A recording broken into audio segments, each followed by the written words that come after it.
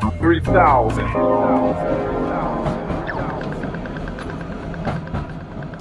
All right, what is doing? My name's Maloney. This is the 3000 podcast. I'm joined today by a musician, Esky. Thanks for coming, man. What's up, bro? Thanks for having me. I usually like to add a few other things, but I didn't want to pigeonhole you, so I thought just musician. Is that okay? Musician sounds majestic. I'll take it. Yeah. Yeah. Majestic. A lovely word choice there as well, man. So let's start where we normally do in the beginning. You've had an interesting journey so far. Mm-hmm. So let's break it down from the start, man. I know that you grew up not far from me, but whereabouts for the people did you grow up in Melbourne?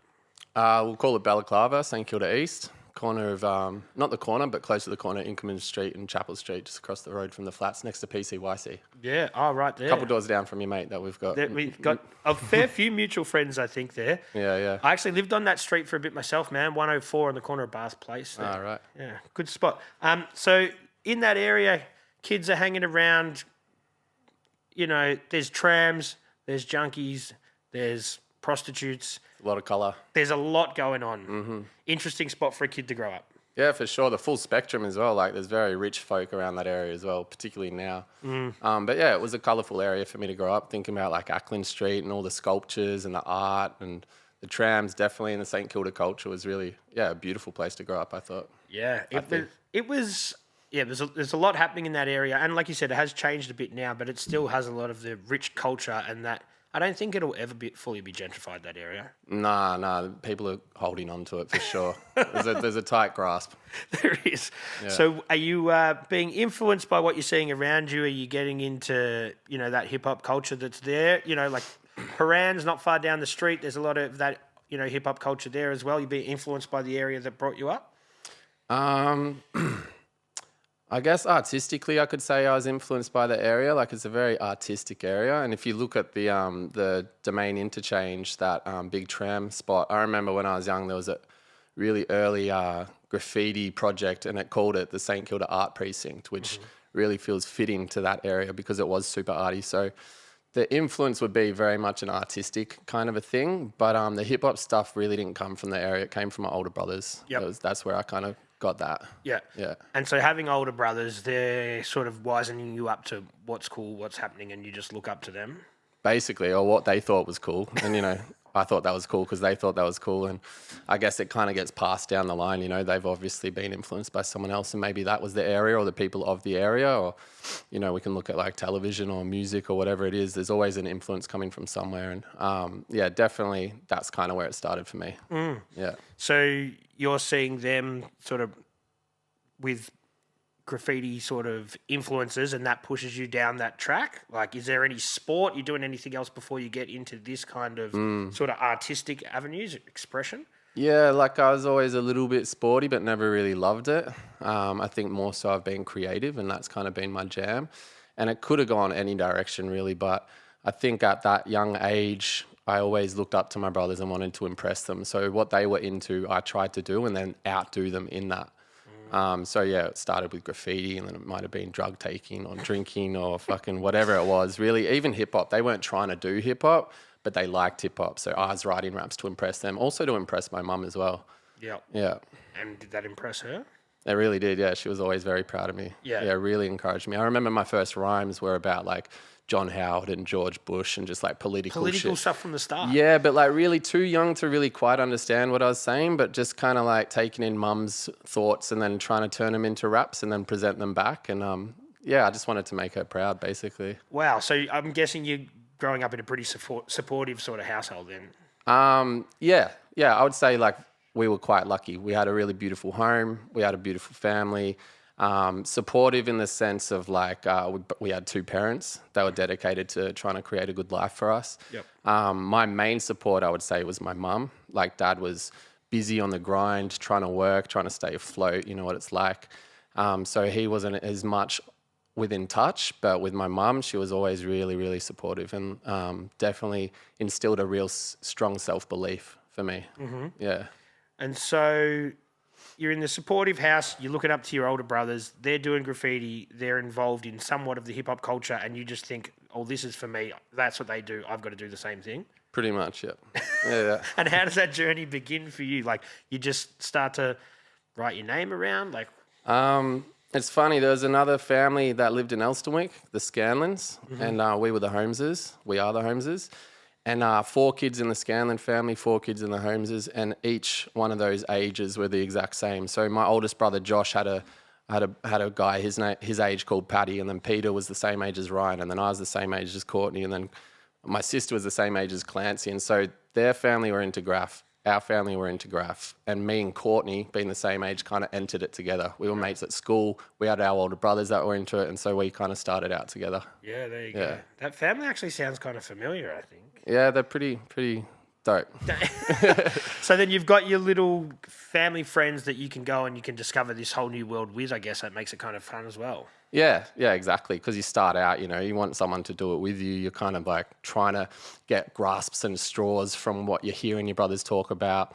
My brothers weren't so much like trying to school me or mentor me. I was more so like kind of getting information where I could and then trying to like take it and run with it. So yeah, Courtney and me would go down St Kilda Drains and whatever, get some fucking, what do they call it, Aussie exports on Carlisle Street, do little pieces, whack stuff. Yeah. Yeah. But you got to learn. You got to start somewhere. Yeah.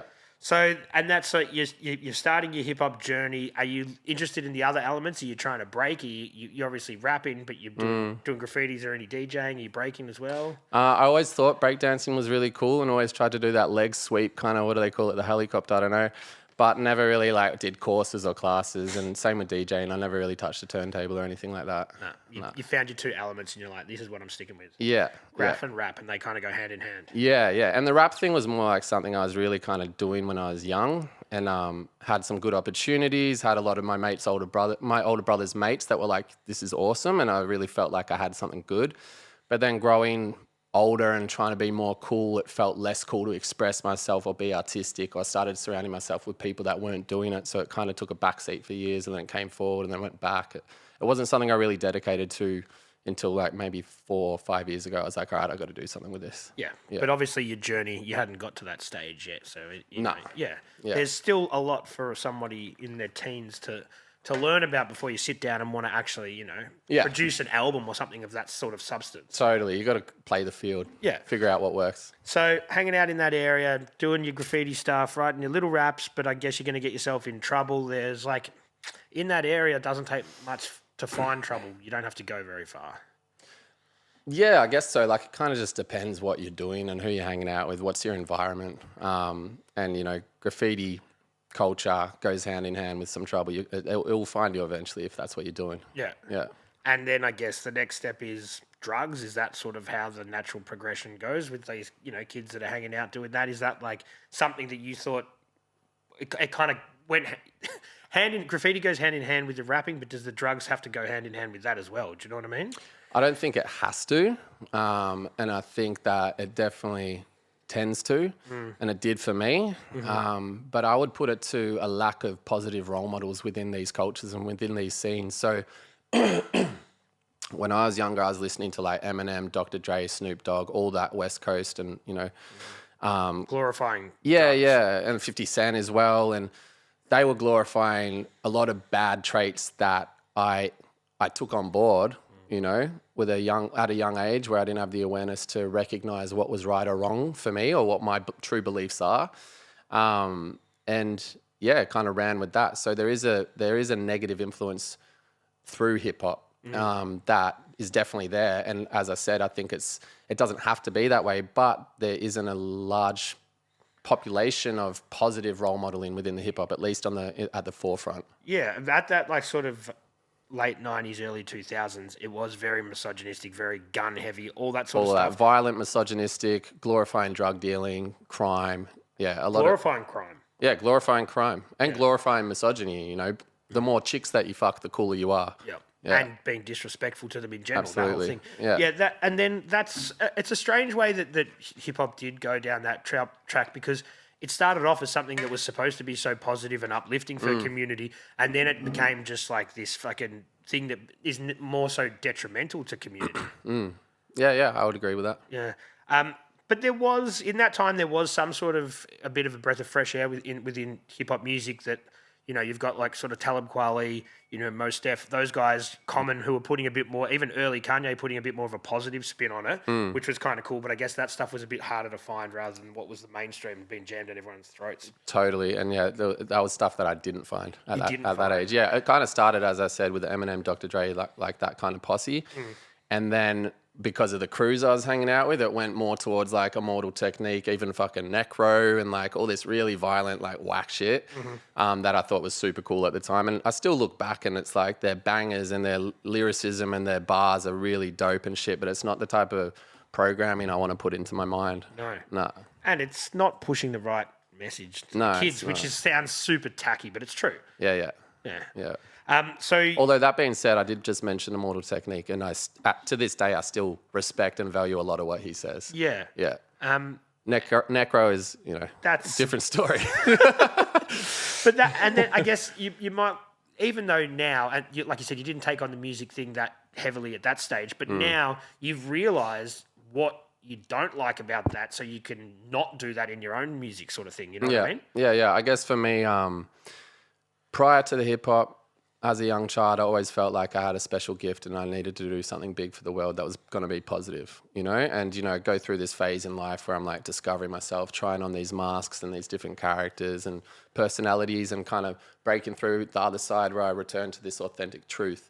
And so with that belief and that feeling of like, all right, I'm here for a reason and I want to do good and I want to leave a positive impact. It's like, all right, let's return to my basics. Let's return to my skills and my talents and collect everything that I developed throughout my explorative years, but now let's like chisel it and angle it towards a positive impact. And that's what I'm trying to do now. Yeah. And that's something that can only come with time and with life experience, you know? Absolutely, You can't say that in your teen years. No, because you haven't really had the time to figure that out. Yeah. Like, what is your truth? What is your message? You know, you need to go through it to figure out what the message is. Yeah. If someone said that to you when you were 16, you'd say, man, fuck off with this, you know, crazy woohoo sort of shit, wouldn't you? Like, I think I would have. Well, it just depends, doesn't it? Because if somebody was able to get through to me and impress me and win me over and then say that, then I'd take it on board because I'd be looking up to them. I'd be like, teach me, tell me, you know? But if it was just some dude who like hasn't been through it and they're trying to give me advice, but they can't relate and they actually have no idea where I'm coming from, then of course I'm not going to take it on board. Totally. Yeah. And it all depends on where they are within their, for lack of a better word, you know, life journey, because you could say that to somebody now who just won't get it. Yeah. Because they haven't been through that yet. Yeah, exactly. Yeah, for sure. And I'm guessing that's what the sort of overall message is. You want to try and get through to some people that now that you could help them from out of a bad point. Is that what you're sort of aiming to do in the future?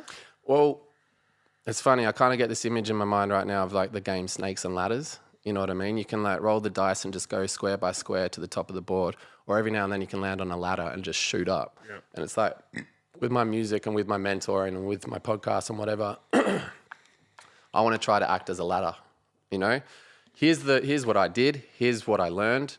You don't need to go through it. You don't need to learn it. Take a leaf out of my book. Get the lesson without having to go into the depth. And take the ladder and like skip the fucking journey, you know, don't go down the laneway. Yeah. So hopefully that my music can have that kind of an impact. And then largely as well in the hip hop scene, I want to give music with a message. So it's like people are entertained, they're enjoying it, they're resonating, but they're also like thinking, you know, thinking Getting more. something out of it. Yeah, thinking more deeply about what do I think? What do I value, you know? Not just money, bitches and crime. It's like, what do you actually want to do? What kind of impact do you want to leave? What's your legacy? Yeah, man, that's definitely it. Legacy plays a big part in a lot of different art forms, but yeah, you want to leave the whole thing better than when you came in, sort of thing. Totally. That mindset. Yeah. So you did sort of talk about people don't need to go through what you went through. So do you want to take us down, like when you were involved in the drugs or the petty crime or whatever it was, the dark times? Do you want to break that down a little bit for us and tell us what you went through and then what you eventually leveraged you out of it? Yeah, sure. I guess like to like encapsulate it into a shorter version, we'll go back to like that timeline. It was like graffiti led to experimenting with drugs. It started small, it got big. Eventually I was like hooked on shard, ice, doing that. I did that for the first time when I was 15. Which is young. Very young, yeah. And it was normalized because it was around me and, you know, like my older brothers were doing it. It just didn't seem like a bad thing. And it seemed like everyone was doing it. And those days in Melbourne, it was very well spread. So I got into that. I tried it at 15, got into it at 17. And then I was dealing at the time as well. And that was largely influenced, like we said, from like hip hop, thinking it was cool. Also just wanting to make money. Also just a little bit of an anarchist and like a rebel and kind of against the system, even at a young age. I'm trying to find my way around it. So dealing and then, you know, hanging out with an older crew and eventually getting chopped into a pretty notorious crew for my area and feeling and experiencing for the first time what like this real sense of power was. Suddenly it was like, oh, you've got these 3 letters that go next to your tag and people treat you different. And because people were treating me different, I was like, woof, this feels good, you know? And then I was leveraging off that and I was building that name and I was creating that reputation that was working for me, helping me achieve what I wanted to achieve, which was a big reputation, you know, from a young age, wanting to be famous or well known so I can have a big impact. But then suddenly it was like I was becoming well known, but not having a positive impact, but I was enjoying that being well known, at least in my local area. Just the infamy and the notoriety. Yeah, you know what I mean? Like it's intoxicating. And then because I'm in this notorious crew who are very different to who I naturally truly am and are coming from very different backgrounds as well, you know. It didn't really make sense for me coming from my family to kind of be doing those types of things and hanging with those types of people. That's what happens in that area because you've got the private school kids and then you've got you're the mixing, kids. So, and that is the area. Totally. And it's funny, like what you were saying before about hip hop, like it starts off all positive back there at the start and then it took this weird turn. And maybe it's because people are a little bit more turned on and fascinated by like darkness, you know, because we're not allowed to express our darkness. So when it's like presented to us, we're like, give me more. Yeah. So it's like you got these private school kids and these like positive homes and rah, and then you got like these little crews of darkness and everyone's a little bit like attracted to it and you become like local celebrities, you know? And so there was a lot of like draw and power and attraction and I was just kind of getting off on that for some years and it kind of gets to this point where it's like you need to prove yourself. I'll speak with I language. I was feeling like I needed to prove myself to keep my place, you know? And so I was doing things and acting in ways that just... It's not stuff I'm proud of, but it's just stuff that I did. Yeah. Yeah. And without talking about you personally, just going back to the music and the positive and the negative stuff, it becomes art imitating life, or you know what I mean, that sort of thing. Are people just... Does the music become more negative because people are trying to act like them, which just this whole cycle keeps going? Do you know what I mean? Sorry, can you repeat that?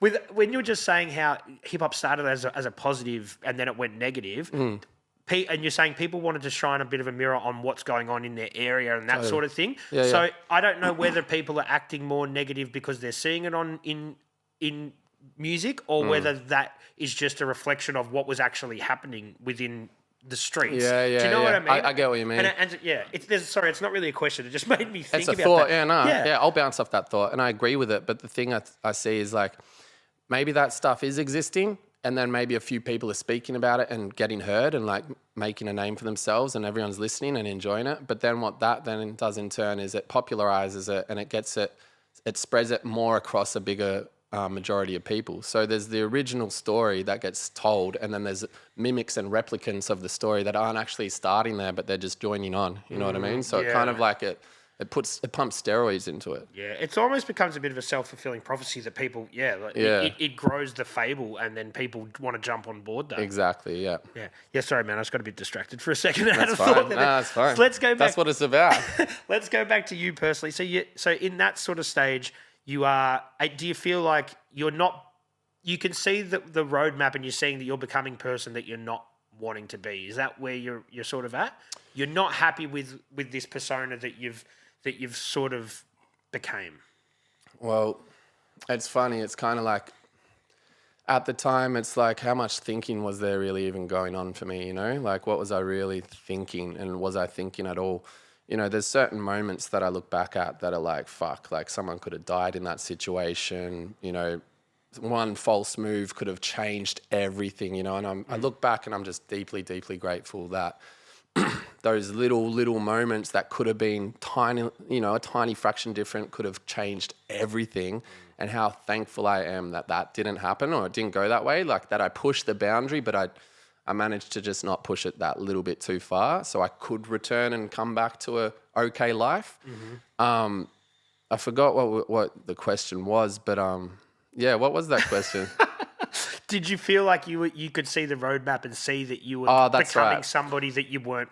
Yeah. That's right. Yeah. So to answer that then, within those moments, I think in those times where those things were happening, I wasn't really thinking that way. It was kind of like I was doing what I thought I needed to do and I was getting validated for it. So I was putting more of what I thought and what I believed in the hands of others, you know, and that's a trait that I've had to learn to turn around, because I think what really matters is what do I think about myself? And instead of like getting validation and getting opinions from others to decide where I'm going, I'd rather feel like what's my truth and what do I want? But at that stage, it was in the hands of others. But it wasn't really until years later where my behavior started to isolate me more and more and push people away. And I just started to become lonely in this existence that wasn't fulfilling at all. Yeah. Yeah. And that's the thing, like with anything, you've got to do it for yourself. If you're looking for validation in others, then you're not really this persona, this character, for lack of a better word, is you're not doing it for yourself. No, and so it's unsustainable. The image I get is like a bucket with a hole in it. You're constantly pouring water in, but it's constantly draining out. You know, you're not doing a sustainable investment.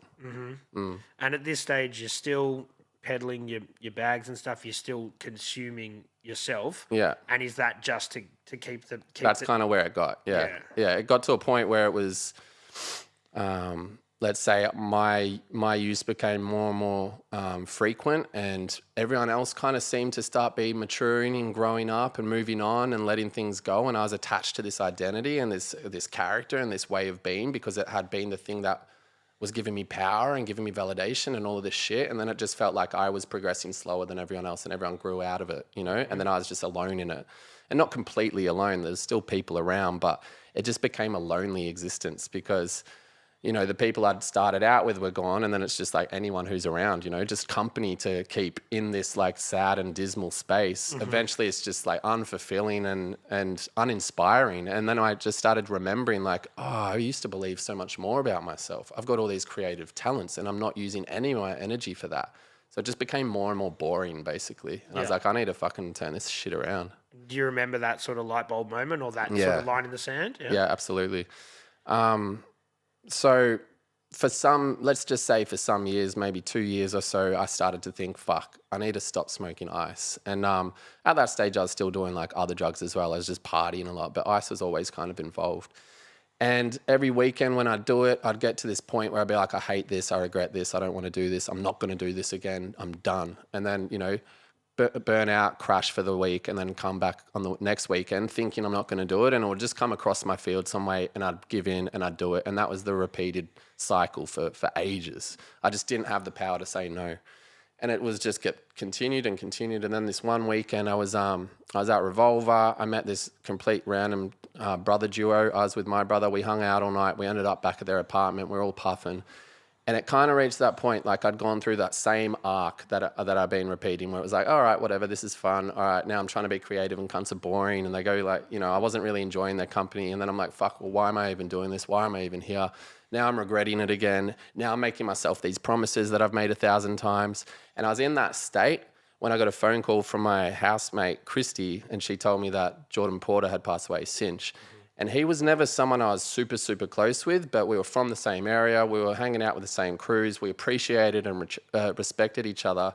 And there was a friendship, but it wasn't like a best mate kind of situation. But for some reason, hearing that news at that exact moment of thought, of regret, just snapped me out of it. Like legit, it just snapped me out of it. And I remember leaving that apartment, jumping on the tram down Fitzroy Street, calling my mum, breaking down and crying, on my way to meet the crew and just to like celebrate Jordan and like kind of be together in our time of mourning.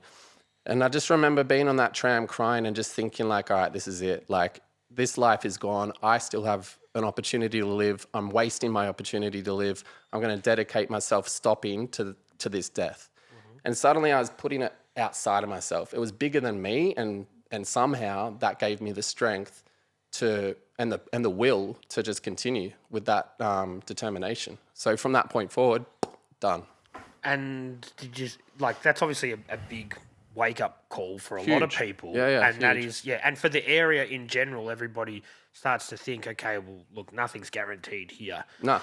So, and then I guess, like you said, it takes it beyond yourself. So you kind of go, all right, well, these are the ramifications of everything that everyone's doing. It's fucking real. Yeah. This is it. So from that day forward, you just said that's it, cold turkey, and you just went stone sober. Well, no, from that point I just quit ice. Right. That was the big one. You know, for me it was kind of like there was a whole series of things that I could change, but ice was the biggest and the most important thing to stop. And it's probably one of the most detrimental drugs. Totally, it was holding everything back. Yeah. And so I was just like, that's the biggest demon. I'll kill that one first. And so that was the decision there. And it's interesting, like what you just said, like the death being such a wake-up call. And it wasn't my first death and it wasn't my last death. And I'd had many before him, and many of them were much closer, like super tight mates. And all of those had an impact and an influence in one way or another. But for some reason, it was Jordan and the timing and where I was at in life and where I was at in my mental state when I heard it that really shifted and set the dominoes off. And after ice, it was like a little bit later. It was like, now I don't want to do that drug anymore. Now I don't want to do that drug anymore. And maybe it was a couple of years later where I was on New Year's, actually. I've just clocked 6 years from this point. But after a New Year's Eve party, I was just like, fuck it, I'm doing nothing for a month. Just a month, I was going to go sober. And then another month after that, I was like, I'll do another month. And then after that, I was like, I'm just going to do this until I don't want to do it anymore. Yeah, and that's been 6 years now. Yeah, 6 years since that day. But I 3 years did zero, nothing, no drugs, no alcohol. After 3 years, I was like, oh, maybe I'll just try a little bit of weed here and then. I just kind of opened up a little bit slowly and just changed my relationship, basically. And so now weed's something I'm not doing at all, but it's not like a never ever. It's just like, I don't want that right now. And I've just kind of fixed my my approach. You've recalibrated. I've recalibrated, yeah. And so to answer your question, it's like it's been 6 years of complete alcohol sobriety, but and chemical drugs, but plants and psychedelics is something that I open up to. Yeah. Yeah. Which, yeah, that's interesting. Because a lot of people do go down that route where the chemical drugs and everything, especially alcohol, all that shit, they're like, no, I'm done. But psychedelics, I guess, because it's a little bit more natural, people are a little bit more open to that. Is that the thought process with your reckoning? Because it's natural, because mushrooms are from the earth? Like, is that the thought process? It's funny because you say like people are more open to that, but I think it's very much divided. Like I think a lot of people are more open to those chemical drugs and party kind of vibes and are very close to psychedelics because there's such a stigma and there's a lot of negative propaganda around psychedelics. But my world, or like kind of the I guess the school of people that I kind of surround myself with, are more interested in like expansion and growth and like mental development, which we believe, or I believe, can be really powerful in psychedelics. When they're used responsibly, with experience and with intention, there can be beautiful awakenings. Yeah. Yeah. And like you sort of, I'm guessing you're talking sort of about microdosing as well, that sort of thing. Well, yeah. Just many different ways. They're tools. They're allies. They're medicines. And that being said, I think everything can be a medicine depending on how you're using it. But everything can also be the toxic. It is a potentially slippery slope for someone who has had drug issues in the past. Like I'm not just talking about yourself, but I'm talking about any individual that's gone sober, kind of gets themselves into psychedelics. That could be a gateway to them sort of going back off the wagon, would you say, potentially? Definitely potentially. I think there's like so many variables and everything's like different depending on everybody's story. But for me, one of the things I appreciate about psychedelics is it's not like it's not something I'm going to do every day. Yeah. Like I could easily do ice every day or cocaine or whatever. All of those things, you can function in life and, heighten your experience and be faster and more witty and whatnot. But with psychedelics, it's such a big journey that it's like you take it and then you're like, well, all right, going to take some time, think about that, feel about that. Definitely in other circumstances, people might want to lose themselves and avoid their entire reality by just being on acid all the time or whatever it is. I think it's really dependent on the person. And you hear stories about some people that maybe are predisposed to mental health and some psychedelics just probably isn't for them at all. Absolutely. Yeah. Once again, depends on the person. I wouldn't recommend it for everybody. That's like, I'll just put that out there. It's just something that I've found has been positive and useful for me. Yeah, totally. Yeah. So let's keep going with your personal story. Yeah, sure. So you decided then you're not doing anything. Then do you attack life with a clearer, like straight away you stop doing the ice, right? Mm-hmm. you're still weaning off, let's say, for a lack of a better term, the other sort of substances. Yeah. But are you more focused on now doing music or doing some other creative pursuits? Are you still doing the grafting? Like, what did that sort of stone cold break from the ice? How did that change? Cool. The ripples. Yeah. Well, it had to be good. Massive ripples, and you know, everything is a slow progress. But for context, by the time that moment happened, where I was like, I dropped ice, the graffiti had already taken like a way far back seat. All my creative artsy shit was just like, there was no room for it. I was just consumed by the lifestyle of like being out and partying, and truly, like, if I put it in a nutshell, I was just avoiding myself. For some reason, I was afraid of who I am. I was afraid with sitting in presence with others, with myself. I was afraid of stillness. I was afraid of silence. I didn't realize that at the time, but I look back and I'm like, oh, I was just running, constantly just running. And so when that moment happened and I quit that, slowly it began the journey of returning to self, returning to soul, returning to spirit. So then I started like peeling away from certain people. I started removing myself from certain situations, circumstances. Just negative ones. Yeah, just things that I thought were holding me back. Yep. And I eventually moved out to the bush and I started living alone in the bush. And I just began my real journey of like, I think like, yeah, it's like in a nutshell, it's kind of like, you know, transformation. It's like I needed to go back into a cocoon to take my time to like dissolve and let my identity die and just rebirth and restart. Yeah. Which must be a daunting process for someone who doesn't want to be by themselves Exactly. in that point in time. Yeah. And I'm guessing that's why you're always out partying, always with random people, because you just don't feel good about sitting there and just, reflecting. Yeah. So going to move to the bush by yourself is going to be confronting, but obviously the right thing to do. Yeah, exactly. And it was. And I think that that's one of the things that traps people a lot is we build identities and then we get stuck and attached to our identities, even if they're not good for us. Even if we reach a point where like my identity is like holding me back. But to sacrifice that, to kill that means I'm going to lose all these people. And will they even like me anymore after I change? And I had to be faced with that. And a lot of people didn't want to hang around me. And I'm like, all right, well, if that's how it is. If I'm going to line up with my truth and it's going to push some away and pull others closer, then thank God. Yeah. And that's, I guess, when you're hanging around with people that are of the same mindset, everyone's doing party drugs or whatever, and you decide to take that stance, I'm sure that people are going to be like, man, you're not better than us, don't tell us. You know what I mean? Yeah. Even if you're not being preachy, they just think that that you've somehow outgrown them, which I guess in a sort of way you kind of have. Totally. And also it's fair to say that like maybe I was using them in a far more irresponsible way than others. And so I did need to pull back and they didn't. Like who knows, you know? Yeah. I think that ultimately the thing that everyone does need to do, in my opinion, is just question their behavior. Yeah. Why am I doing this? Why did I start doing this? Why do I still do this? Why am I doing it to the level that I'm doing it? Yeah. And so, yeah, you're right. There's very much a period of time when people aren't used to you being a different version of yourself and they're trying to pull you back into the same spot that you were because that makes them feel more comfortable and safe. The more people within that circle, the more people that are doing it, the more normalized it is. Yeah. And the more people that they've got to, it makes sense. And it shines a light. It's like if you hang around with 10 people and you all drink because your parents taught you to drink and your culture teaches you to drink, you never, ever, ever think about it. And then one person says, oh no, I don't want a beer.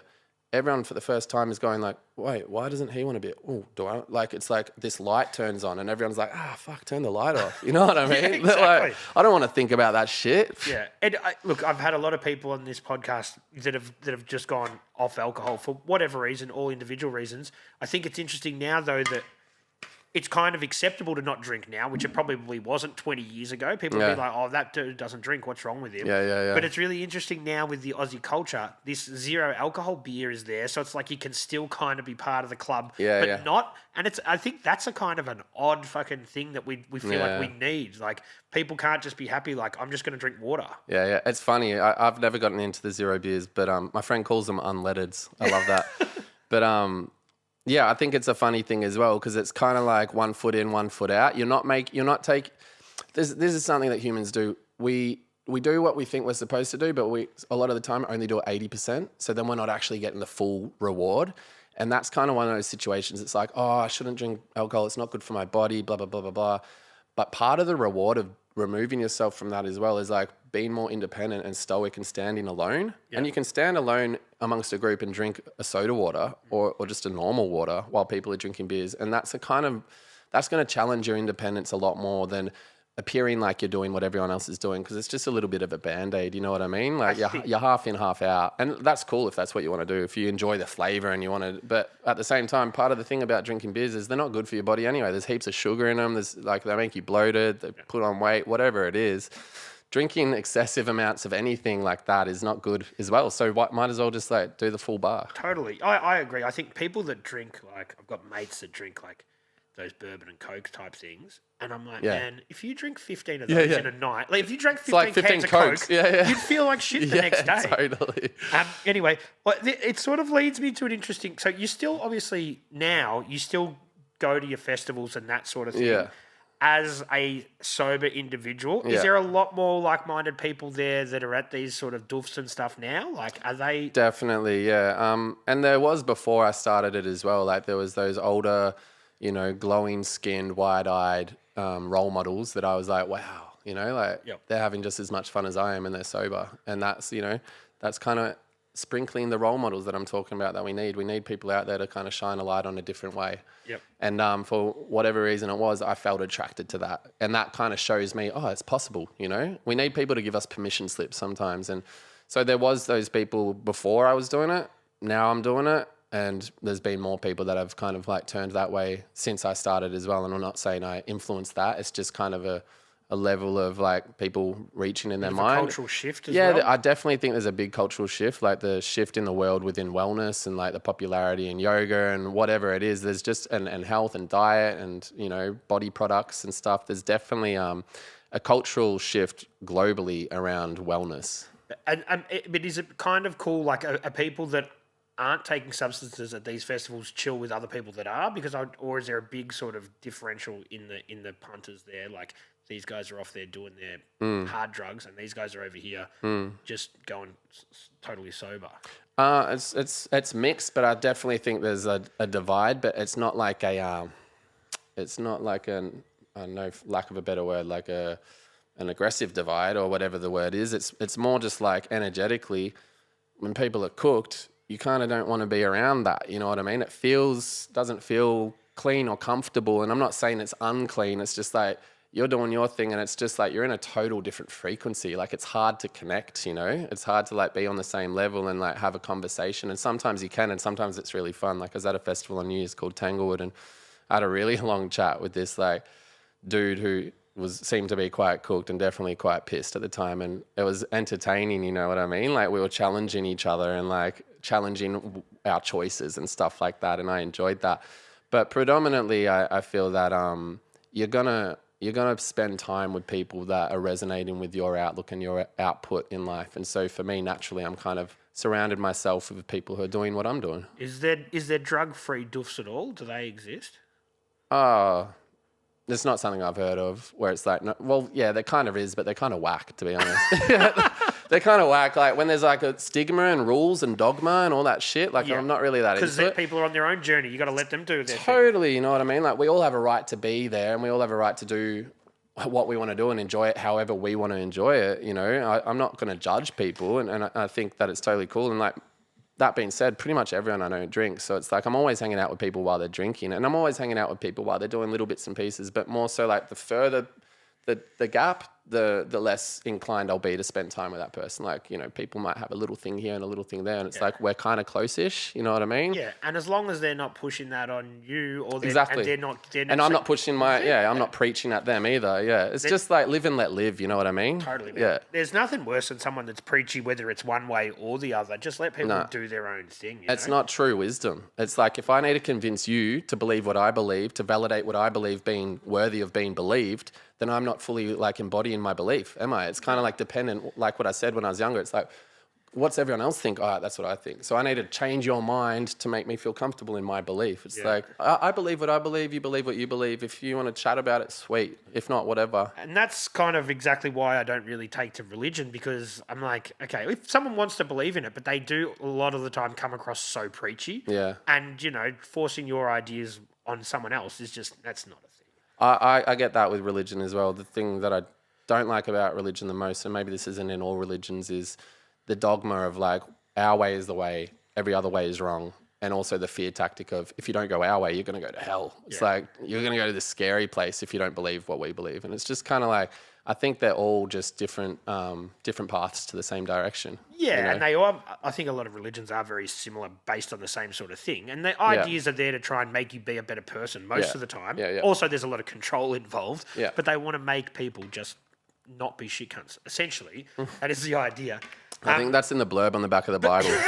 Read this and don't be a shit cunt. Yeah. But with your spiritual sort of journey, do you like? I'm guessing you believe in karma, that sort of thing as well. Yeah, it's an interesting concept. I've at times thought that we create our own karma. So there's like this deeper truth within the core of us, which is good, and that deep core essence in us knows if we're living in alignment to that. And if we're not living in alignment to that, it will influence us towards punishing ourselves. You know what I mean? Like we kind of put ourselves in situations that will fuck us over because we're not actually living in alignment with those proper values. I've thought about that. That might be a bit of a woo-woo kind of concept, and maybe we could like unpack that more. And I've thought about it in the past, but essentially I think that it's like the law of attraction. You know what I mean? You put out good will surround you. You know, you're putting out negativity, you're going to end up in a negative environment. It's like what is in within, so is without. Yeah. I can't remember who it was. I was talking to someone on this show, and they said that their version of hell, they're like, people are living within hell on earth. They're like, some people, they're trapped in their own personal hell, which is true. Like, if people that are right in the mix of like a full, you know, drug addiction, living day to day just to do that, they are in fact living in fucking hell. Do you know what I mean? Like, and that negativity is not going to stop until they decide to remove themselves from those sort of situations. Totally, I agree. Unless they're having a really good time and they're loving it, then it's kind of like. But I just feel like if your happiness is all dependent on certain things, and those things suddenly disappeared, and you'd become really depressed, then it's not a good thing. No. I think like it's really important to try and recognize that we all have the ability to create whatever we want to create, and it's all within the body. You know what I mean? We don't need to be dependent on anything outside of us. And so if we can focus sharpening tools within us and developing skills within us, then you know, you can reach out and try this and try that, and that might enhance your experience. But if that's what your experience is and that's where it starts, then it's not a healthy way to be. Where do you feel about like prescription medications and that sort of thing? Like, I don't know. I'm just not like, once again, like what I said, I feel like we've got it within ourselves, I think. And there's a lot of different ways that we can remedy things. But also like, I think that there's a place and a time for things like that as well. Yeah. You know, like I don't think it's all bad, you know, basically. And like what I said before, everything can be either poison or medicine. It's just how you're using it. But the thing I hate the most about Western medicines is the pharmaceutical companies and the greedy capitalistic agendas, which is basically behind all of that. Yeah. And the propaganda that will teach you, once again, to focus outward and not inward, because within us is all of the skills, and within us being connected and a part of and with Earth, we'll find everything we need either within our body or within Earth. And so there's plants and there's remedies and there's, you know, other things that we can do aside from give money to pharmaceutical companies to keep us addicted to pills that aren't going to fix anything. No, yeah, I see that when I go to the chemist. I went the other day to get my partner some eye drops, and then I'm there and all these people are just lining up in a bad mood, just waiting to get their prescriptions. I'm like, this is worse than like a methadone clinic. Like, totally. And they're going there just to get their pills, and some old person's in front of me like, I've got this and I've got to take this and will this counteract with this? And you're like, when's it end? It's really fucked up and it's sad, and it's like, it's shit like that kind of puts a fire in my belly around just the system that is in power all around the world, whether it's pharmaceutical companies or fucking the beauty industry or whatever it is. It's all about like, you're not enough. You are not okay. You need this to be okay. And then you need this, and then you need this, and you'll need this for the rest of your life. You know, just don't sign up to the fucking program. Once you sign up to that, it's like you're constantly chasing a carrot you're never going to reach. You know what I mean? And it does my fucking head in, and it's sad and it's depressing to think about that stuff, because it's like we're dictated and we're controlled by people who don't have our interests at heart. It's really about power, and it's about money, and it's about greed. Yeah, it's about building consumers that don't think and just consume more. That's what exactly they want. To give power. It's like farming. Like humans are being farmed for power, kept dumb, dumbed down, distracted, entertained, you know, on drugs, whatever it is, dulled down just to keep them like on the treadmill, keep fucking walking. You know what I mean? Keep walking. And that's why society doesn't want anybody to think outside the square, because you have Yeah, so and many people they'll cap somebody if they do. yeah. Yeah, you're talking too much. Boom. Boom, yeah. Yeah. It's a shitty place we live in. But no, the more conversations that people have like this, people can understand there is another option, and you can just think for yourselves. You don't have to go home, watch 2.5 Men eat McDonald's, and then fucking do it all again tomorrow. Exactly, yeah. And I'm a big advocate for, living your life because you don't know when it's going to fucking end. You know what I mean? Make the most of it. I actually was just listening to a podcast on the way here with a guy named Morgan T. Nelson, I think it is. My brother's been recommending me to him for ages because they're friends. But something he just said stood out to me, and it was, live like you're going to die tomorrow, plan like you'll live forever. I fucking love that because it's like, make decisions based on what you want and just live like that, but also plan ahead and like just plan a life where you can just get bigger and better and bigger and better. Yeah, look, that is it's one that I've often thought about because, and obviously some people that we've probably grown up with and gone through similar kind of journeys, they have only thought about tomorrow. Yeah. Because they're in that cycle of partying and drugs, which is fun in your 20s or whatever, but it's also a bit sad when some of those people are in their my age, they're in their 40s now, and they're doing the exact same shit. Right? Yeah, and like, you got to have fun while you can, but at the same time, and I'm sure they're having a good time. Yeah. But the party's it's all going to catch up. Yeah. You've got to think about the future at some stage. Absolutely. If you want to buy a house or something, you kind of got to do it before you're 40. If you do it after you're 40, they're not even going to give you a fucking loan. Do you know what I mean? Like, you got to think for the future a little bit. Totally, I agree. And those years that we were talking about where I was hooked on drugs and all that shit, it became a Groundhog Day. And it would be easy for me to look back and be like, wow, I wasted 7 years of my life doing the exact same thing over and over. But I'm not going to look at it that way because I now recognize that point gives me my value, gives me my story, gives me my bit of gold and my hindsight and my reflections, which gives me power and an ability to make change because I can speak to it. You know what I mean? And all of that deep, deep dive into darkness meant that my branches can reach further to heaven. It's like, I kind of needed to go there. And at the moments in my life where I'm feeling good like I am today, I fully recognize every single point in my life was necessary to get to where I'm at now because I'm happy with who I am. And I have days where I'm not feeling that way, but predominantly I'm trying to get to that space. Yeah, and I think that's everybody's goal. Like Doo said the other day, he goes, man, who doesn't want to be happy? Who doesn't want to be in a spot where, you're not just existing, you're actually happy with who you are. Yeah. So what do you do in those days, like you just mentioned, where you're not feeling amazing? What kind of processes do you go through to try and help your mental health or your overall well-being? Yeah. Well, I can give you an example because it's really fresh and recent. I'm going through a bunch of shit I won't go into at the moment, just within a heart space. But the first few days of the year for me were like super depressed, like the most depressed I've ever been, I felt at the time. And it's because I'm going through huge redirections right now, you know what I mean? And within that, there's a space of death within characters, within relationships, within whatever it is. There's a lot that's been dropped away, and that's crushed me on those days. And like it's been really, really heavy. And in that state, to answer your question, I didn't really know what to do. I didn't want to do anything. The thought of doing anything was made life even harder. And so what I did do was I called my support units. I sat within the space. I sat within the feeling. I allowed the emotions. I cried them out.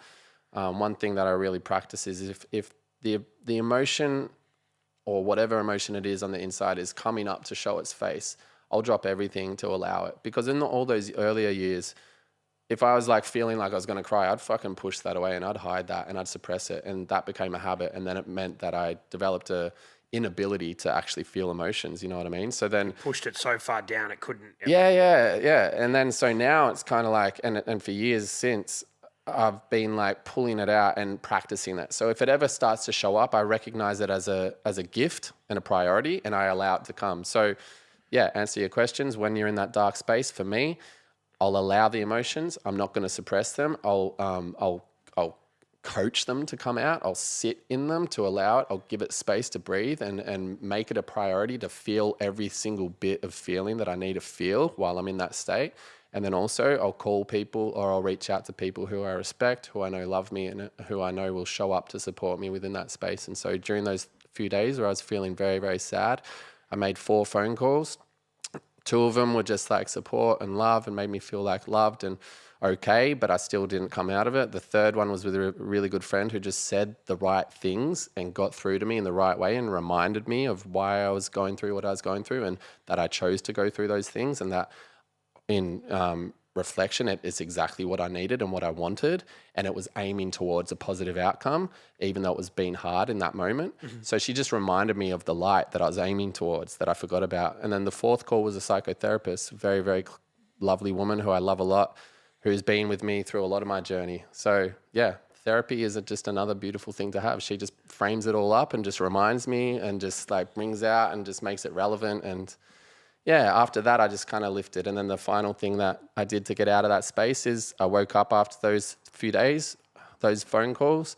And on the 4th day, I woke up and I'm like, I'm not doing nothing again, or otherwise it's becoming a pattern. And so I woke up and I got back into my routine, sat down to meditate, went for a run, exercise, and then back to life. Cooked myself an amazing breakfast, did a favor for myself, you know, gave myself a treat, and then just returned to life. Yeah. Yeah. So it's acknowledging the feelings, it's figuring out what the eventual goal is, and then looking after yourself are the key things that we should all be trying to do, or that you try to do when you are in a bad spot. Yeah, that's a much more succinct and quick way to say. No, I'm just trying to break it down. No, totally. Like I'm a sucker for context, bro. Like sometimes I just yap and yap, but that's exactly basically it. I think it's feeling it to the full extent.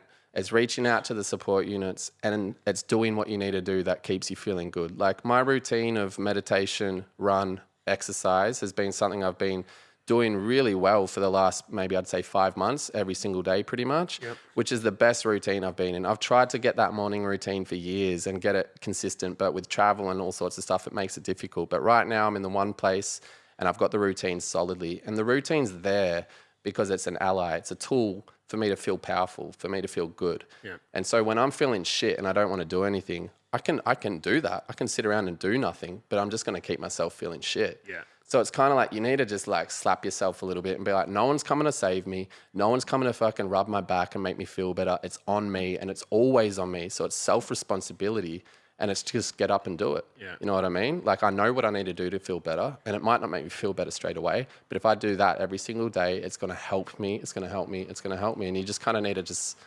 do it. Yeah, you got to take the first just step. Do it. Yeah, Nike wisdom, bro. they knew it. No, I think physical activity is something that obviously everybody knows that you should be doing, but I think as we get older, as people, you know, everyone's got an excuse, I'm too busy, or the kids, whatever, but I think there really needs to be more of a focus on that, of just getting out, doing something, you know? Absolutely. Moving and just, I agree. And it's something that, you know, I've been trying to pull in more and more throughout life. And like I said, right now I'm off to a really, really good start for this year because I've had a really good, powerful end to last year. But it's funny, now that I've got this routine and I've been doing it solidly for an extended period of time, I kind of can't see life without it. And I think like my advice to people, because people always told me as well, like, you just need to do this, you need to do that. I'm kind of like, it's just like, it's the starting. That's the hardest part. It's just getting up and being like, all right, I'm going to commit. And you just commit for a week, commit for a month. And then eventually you don't need to feel that push anymore. It's just kind of like, it's just become your discipline. And yeah, I can only just like push that and emphasize that, you know, like don't resist it and just give it a crack, but don't just give it a 80%. Like I said before, give it 100% and just see what happens. And yeah, you don't know how these things will pan out until you try them. You know what I mean? Exactly. A lot of people think I couldn't run for 40 minutes a day or whatever. Yeah. But you start with 5 minutes, and you know what I mean? You slowly build up that sort of fucking tolerance. Start with small goals. Yeah. So let's get back to your journey where we're going chronologically through. Right, you're the captain of this shit, trying, mate. If we go that far that way, it's on you. But it's good. I love the tangent. So so now you've moved to the bush in this sort of point, and you're starting to do more creative things. Is the music coming back into it? Are you getting your podcast? Like where are you at in this creative endeavor now? When you've moved out, and you're a year or so sort of on this new path. Honestly, though, I moved out to the bush and I spent 4 years just returning to self. I went far. It's a long time, man. Yeah, I went pretty far from self, you know. So it was just slowly coming back, and you know, it was peeling away from things one thing at a time, you know, and returning. And Like some of the practices I got into when I got out to the bush was writing. I started journaling a lot more. Writing was always one of my talents when I was younger. So I was writing that. I was writing poetry. The intro poem in the intro track on my album that's about to drop is from that time. I wrote that poem then. And then drawing and just creative stuff basically, you know, and I just did that for some time. And eventually I recognized and realized my time here is done. I've achieved what I needed to achieve from my isolation. And that being said, where I was only an hour from Melbourne. So I still kind of like kept some of my life. I just like had a space where I could be with me. But eventually that time was done and I moved back to the city and then things started speeding up again. And that's kind of led to where I'm at now. Was it hard to go back to the city after being so isolated in nature and all that stuff, to go back to the city and sort of have all those same sort of, I'm not going to say temptations, but just people and shit around you, you know? I'd say no, it wasn't hard because by this point I'd really changed my life. Yeah, and I'd changed the people that were around me and I'd changed my approach to the activities and the cultures that we shared in. Mm-hmm. Yeah. So that, And I was ready. I'm ready to do bigger things and make bigger moves, you know? Okay. So what's on your list of things that you wanted to, that you, after that 4 years you've come out, you're like, okay, I want to, you want to make music again. You want to start creating content. You want to start a podcast. Do you want to do everything all at once? You want to run festivals. You want to do you know what I mean? Like, you've got a lot of time there to fucking figure out what you wanted to do. Yeah. What was the top of the priority list creatively? Top of the list would have been rapping, and it's always been. That was like my childhood dream. And I actually had an experience while I was living out in the bush. It was on a property that my mum lived on as well. She had a house at the top of the hill, and I was down in this little shack. My brother was there as well. He wasn't there on this night, but I had an experience where I went up to my mum's place for dinner. And she made us some dinner, and then she realized she accidentally used a bit of weed oil for the cooking, and she knew that I was sober, and she's like, "Oh, I've just realized I used some weed oil. Are you okay with that?" And I was like, "Oh, do you think I'll get high?" She's like, "Nah, it was like just to wet the pan, basically." I was like, "All right, sweet." We had dinner. I went down to my place, and you know, at that stage, I'd bought myself a DJ controller, but I hadn't downloaded any music to mix on. So I started mixing all my old CD collection. So I put on 2 Tupac CDs, and I was like mixing them together, and the dinner kicked in, and I just kind of got into this heightened state where I was, you know, something I've appreciated about marijuana is the way I focus in on art. Like suddenly I'm really listening, or I'm really unpacking. I'm listening to the lyrics. I'm thinking more deeply. Like if I watch a movie and I'm high, I'll be like, who's the costume designer? That's an amazing coat. You know, like look at this set design. Like I just appreciate art. And so I was kind of practicing mixing, and I didn't realize I was high at this point. It kind of, the realization hit later, but suddenly I just like stopped mixing, and I was just like listening to Tupac speak like I did when I was a kid. You know, I used to go to my bedroom when I was like 10 and just put on Tupac CDs and just fucking listen to him like he was a Bible preacher. Yeah. And I was just listening, and I just listened to the whole track, and I was like, whoa. And I just like put away the controller, put the album at the start, and I just sat back and I just listened to the whole album, and I just reconnected with this childhood me. It was almost like that childhood me was in the bed like, what happened, Paddy, bro? I thought we were going to do hip-hop. I thought we were going to change the world and we were going to be rappers like Tupac. And I was just like remembering. I was like, fuck, I'm sorry, I forgot that. Started feeling like, fuck, I let go of our dream. I'm so sorry. And I kind of made a commitment in that moment to return to that dream and and to finish that circle. And that kind of like kicked it back in.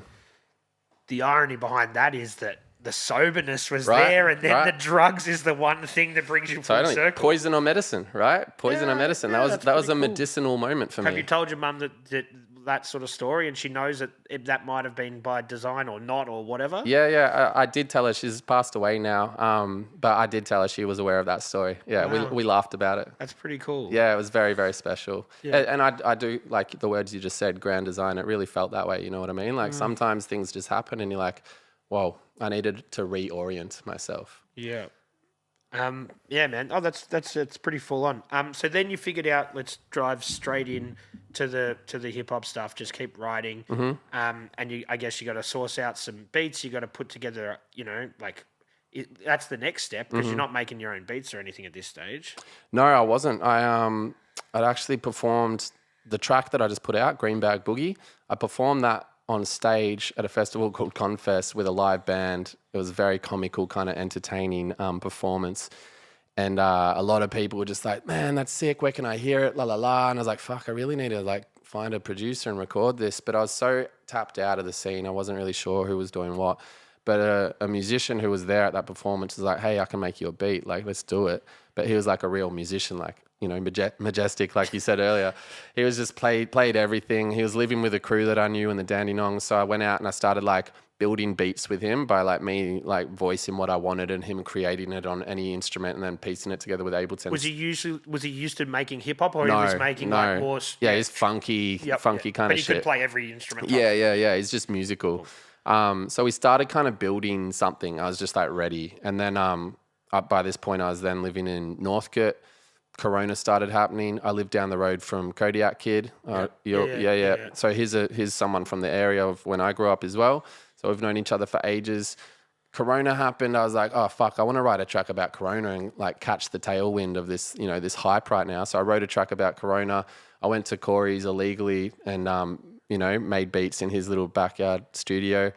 And we put out my first track, Corona. But at the same time, I was working on all these tracks with this funky musician, and they were ready to go as well. But then, you know, life had other plans and travel and whatnot. And it's been a real slow process for the last 4 years, basically. But that's when it all started kicking off, and I was taking it more seriously and like putting a song out and being like, all right, I'm here and I'm trying to do this. And people starting to recognize that I'm trying to do that really like push me to do more. Yeah.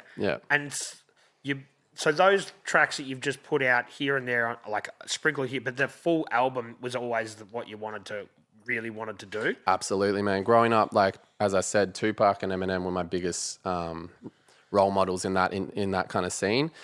What I loved about Tupac was like he comes with entertainment, he comes with kind of, you know, staunchness, but he's also trying to leave a positive impact and a positive message, at least for predominantly, or in the core essence of who he was. I feel that's what he was doing. And he speaks, you know, he preaches and he tells you what he thinks. So I loved that about him. And with Eminem, I loved his cheek and humor. But what I really loved about Eminem's albums was his relationship with his producer, Dr. Dre, and how they'd talk and like they'd have all this banter and skits and stuff like that. So I always wanted to make an album like that. And life put me and Deno together. Deno's an OG and a fucking boss in the scene. And we just resonated. And so my vision was always to find a producer to make a whole album with. I didn't want to get a beat here and a beat there and put it all together. Like, I just really wanted to create that Eminem, Dr. Dre kind of a feel. Yeah.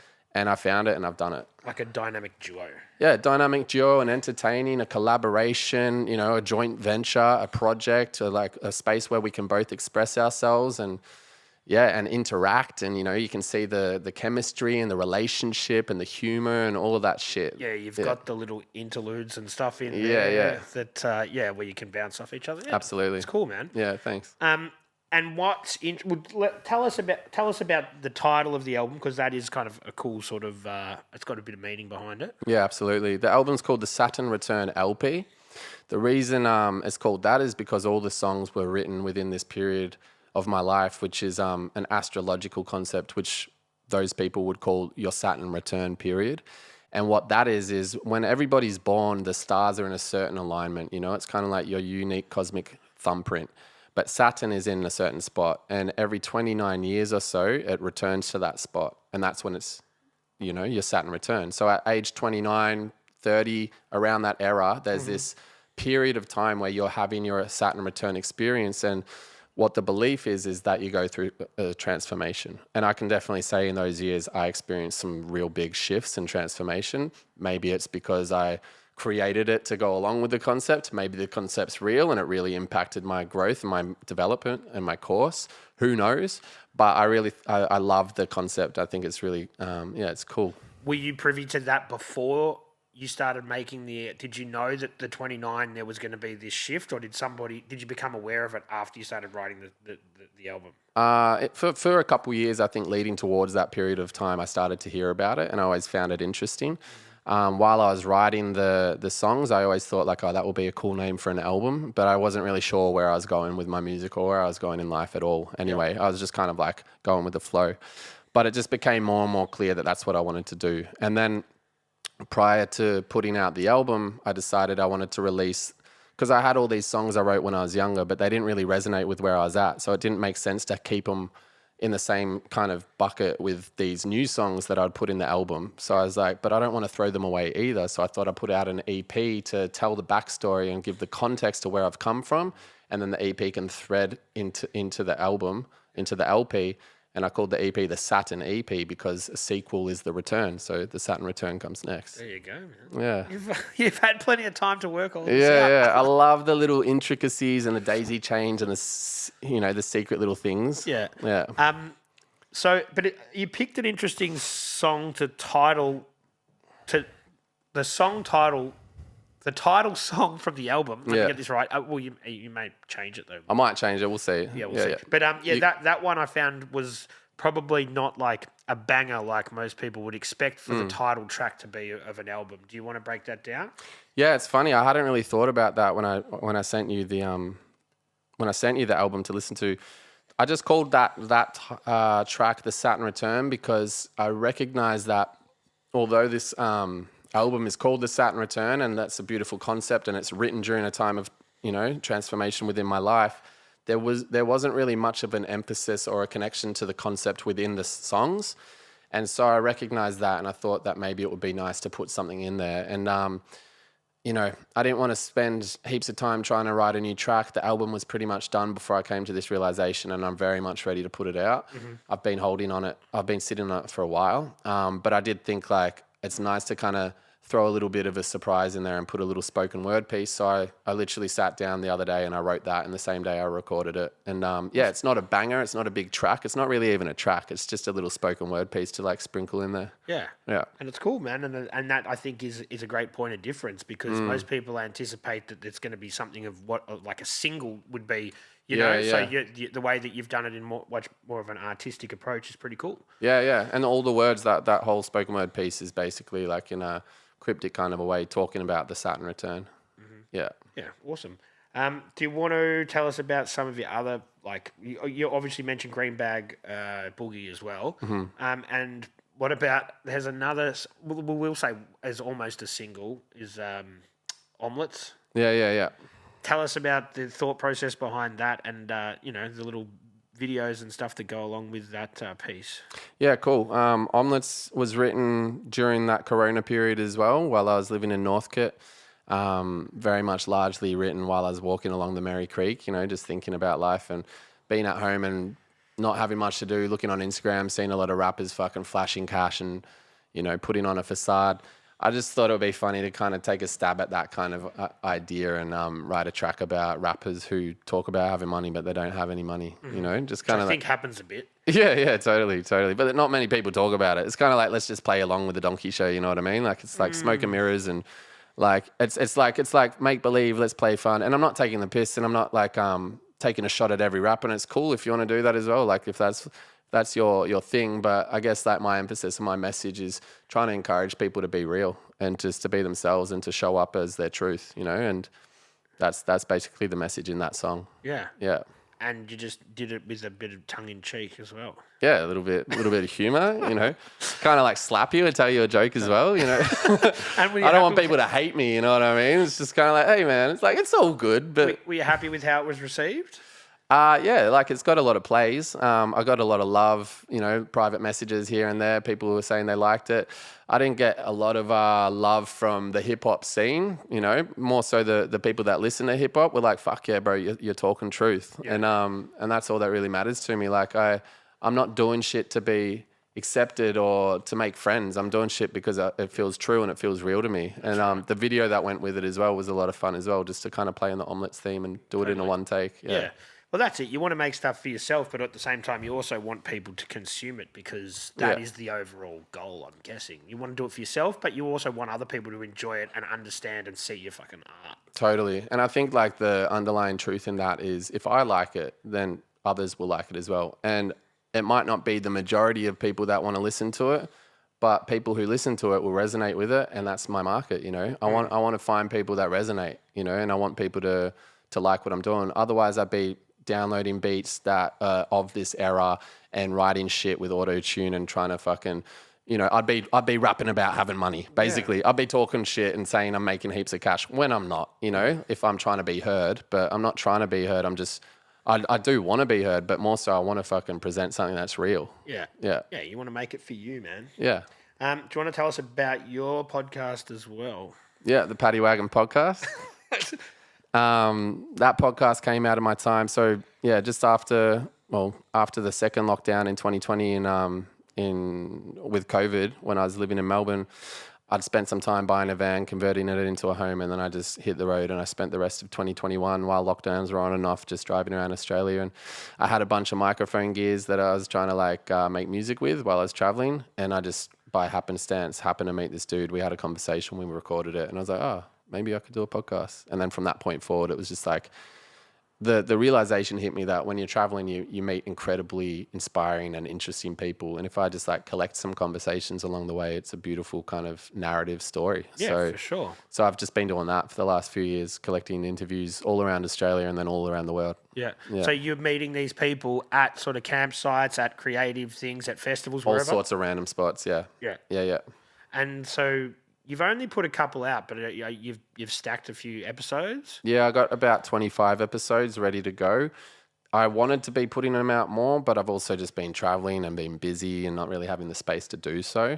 So they've all piled up. There is a little bit of a cringe factor when I listened to myself 2 years ago, and I'm like, fuck, I can talk so much better than that now. Yeah. But it's all part of the process. And the process of doing these interviews actually helped me get there as well, which is a beautiful thing. So it's like I'm not trying to put out this scrubbed, polished version of myself and I only want people to see the best. It's kind of like, hey, here's me in my earlier stages, and part of the reason I'm where I'm at now is this conversation here. And it might be a little bit more awkward and whatnot, but I appreciate people having the opportunity to see the progress. So I'm putting them all out, and hopefully I'll get them all out, maybe one episode a week until they're done. And then I'll start wanting to collect more and just put it out more constantly. Yeah. Yeah. Yeah, man. I think I've been just constantly putting episodes out. I would cringe so much if I stacked them. And I don't know. Yeah, it's a different. It's a daunting thing to even think of. It is, because people are going to take it as if that's me now, and so be it. You know what I mean? It's like I'm not trying to put out shit and everyone's going to love all of it. I'm okay with people not loving some of my stuff. You know what I mean? Because ideally, or truthfully, we are so many things. We're a full spectrum of humanness, and we all have our fucking faults and our good parts and this and that, and we fuck up and we're imperfect basically. And I'm not afraid to let people see that about me. Yeah, for sure. And that's an awesome and very mature, way to look at things. I think that if we don't cringe looking back on us in the past, then we're not moving forward, though. I agree with that. You got to cringe on what you were like. It's a good indicator. Yeah. Unless everyone was perfect, which they're not in the first place. No. So who tell us some of the episodes that you've got coming. Are you going to put them out in chronological? Yeah. Yeah. Okay. Yeah, I will. Because part of the whole thing, or the concept I'm doing with this podcast, is it's a collection of conversations, but it's also a narrative of my journey, like my hero's journey around the world, my travel, my adventure. And so in between some of the episodes, I'm just going to do me talking, which is recorded now, how I speak now, and I'm going to tell a story of what happened between this episode and that episode. So I just recently put one out, which is a story of when I took 7 grams of psilocybin mushrooms in a cabin in the woods on Christmas 2 years ago. So that's in between the last episode and the next episode. And it kind of just gives the listener context to where I was at the time, and then continue with the listening journey. And people might not listen in that chronological order, but it's going to be available to you if you want to follow the journey. Yeah, and it's over the span of 2 years, so a lot can change. A lot, you can change along your little journey as well. You met this person, this person's wisened me up to this. Exactly. Blah, blah, blah. Which is cool, and that's what I like about the chronological order, because in the episode before this, the Christmas one I just put out, this lady Jade, she was really like this older, wise mentor lady while I was staying at that part of my journey in that part of Australia. And I could listen back now and I recognize concepts or ideas or thoughts that she offered me that I've carried with me since. And so those thoughts and those ways of thinking carried through to each conversation that continued, you know what I mean? So it's like this beautiful opportunity for people to witness and see how much of an impact a conversation can have on you in your own development and in your own growth. Yeah, for sure. Yeah. So since you've started doing this, people reaching out to you, but I want to be on your podcast, but they're like, well, it's going to go. Yeah. You know what I mean? Like I can't just, detour to your place. Yeah, a little bit, not heaps, to be honest. It's not getting a huge recognition yet. But you haven't done the whole big drop yet. It's coming, yeah. I'm just like putting out. Basically, I feel like for a while now, I've got these creative, I've got an aisle of creativity in my brain, which is like chock-a-block. It's had this album, it's got all these podcast episodes, it's got all these written stories that I want to put on my blog, all these things that I'm trying to just clear the stocks and then just like create space so I can start making new shit. Yep. And I'm so excited to be clear so I can do that. And for some reason, it just feels like my creative energy is going towards releasing, not creating. But yeah, I look forward to it because now I'm going to be based in Victoria again. And I've got so many connections around Victoria of people that are doing dope shit that I'd really love to interview. And there are people that are keen and they're ready and we've discussed that. But it's like, and I could still do them now and just add to my backlog. And I probably will at some point. But mainly right now, I'm just trying to get it out. Yeah. Yeah. Yeah. Well, yeah, you've got the album, which just came out last Tuesday. Oh, yeah, we're doing the future thing. Yeah, the future thing. Yeah, Fuck, it's gone great as well. 100,000 streams, bro. Awesome. I hate recording these a little bit ahead of time, but I think it's just the way you have to do it. That makes sense. And then if someone pulls the pin and I'm never going to be, and now I've got my own studio, I just keep banging them out. Yeah. So I love how you're doing this, man. It's inspiring me because I'd love to just build a base, I can just leave it set up and just invite people over. It's sick. That's exactly what I do. I just leave everything sitting there. I adjust the few little things because I don't really know this shit that well. Yeah. And we're good to go. And then when people say, hey, I'm going to be in an area, I'm like, yeah, let's just do it. Yeah. But you'll be on in 2 weeks. Yeah, it's awesome. I'll chop this bit out. We don't have to talk about that. Nah, leave it in. Let the people know. Do you want to talk, what about the Hammock Kingdom? We haven't spoken about that. The Hammock Temple. The Hammock Temple, sorry. That's Hammock all right. Temple. That's all good. What do you want to know? Well, man, it's fucking looks pretty cool. I'll be honest, I'm not a real festival goer. My limited festival knowledge, but it looks like somewhere that now I'm a bit older. I'd be hanging out there rather than be in the fucking dance floor, man. Exactly. Yeah, it's a space that provides to people, so there's more opportunity for the spectrum of humans that go to these events. Yeah. Yeah. I guess like to just sum that up, it was an idea that came through to me some years ago while I was in a hammock and some people were jamming by a river. I just kind of like really love the combination of live music and comfort in a hammock. So my brain started ticking, trying to figure out like how I could create that for other people. And the idea got bigger and bigger and bigger. And I involved some people, I collaborated, I got my dad on board. And then we just created this space, which has been a business that I've been running for now 6 years, I think, maybe around that, maybe about 6 years. And it's it's a structure that I build at festivals as a workshop space, a live music space, a chill space, just a safe space. It's carpeted, it's comfortable. It's got 18. It started with 18 hammocks, now it's got 24 hammocks, and a stage in the middle. So, yeah, and all below a stretch like a roof. There's a documentary online if anybody wants to check it out. It's called Seed, the Hammock Temple Story. You can see it on the Paddy Wagon YouTube. Subscribe. Hit the bell. But yeah, that little 25-minute feature film explains everything. Yeah. It's something that really changed my life because at that point where I was like trying to find purpose, trying to develop, trying to aim myself towards developing from boy to man, the Hammock Temple idea, running with it, following through with a dream, all the shit that comes with that really like set a lot of stuff in place, but predominantly taking responsibility and showing up as a person that's offering something that's important. Suddenly I needed to become that kind of a person, someone who was worthy of that role. And so a lot more of my development kind of kicked in when I was pursuing that. Yeah. It sounds like a very integral part of your journey. Yeah. I like the way that you said as part of becoming from boy to man. Yeah. And I was talking to someone the other day, I don't think it was even on the podcast, I think we're just chatting, and they were sort of said that Aussie culture doesn't have this sort of rite of passage thing for males. Yeah. That there's no kind of like, you could argue and say having a beer with your dad or, whatever you might want to, that's what some people might say. Yeah. But we don't have that rite of passage thing. You turn 18, you go to the pub and you drive your car. What do we have? I agree. And that's a huge focus in my life. It's a subject I'm super fascinated in. And it's definitely something that by thinking about it, it's really helped me develop and grow, because recognizing that there's a lack of rite of passage has meant that I've sought out rites of passages to become who I am now. It all started when I read a book called Tribe by a guy named Sebastian Junger, who's been interviewed on Joe Rogan a couple of times. And he did a whole book where he was studying the comparisons between original ways of living, tribal ways of living versus modern ways of living, pros and cons, differences, similarities, whatnot. But one of the things he talks about is the lack of rite of passage. And I'm guessing he's American, or he's American. Yeah. He was like a war journalist, so he went into Wars Journal, like interviewed soldiers, recognized mental health issues that seemed that soldiers had zero mental health issues when they were at war, but when they come back, mental health kicks in. And basically what he recognized is if you're in a state of crisis, you don't have space to fucking be depressed. You're just like, I have things and importance to be doing. I need to help. I need to pull people out of the rubble. I need to, put out the fire, whatever it is. You don't have time to fucking be caught up in crash and burn at some stage. Yeah, exactly. Like it's kind of interesting. And what it really says is within the way that life is, it's so easy and so comfortable that we've got all this space to get depressed and got all this space to get anxious because we're not active and we don't have purpose and we don't really have a place.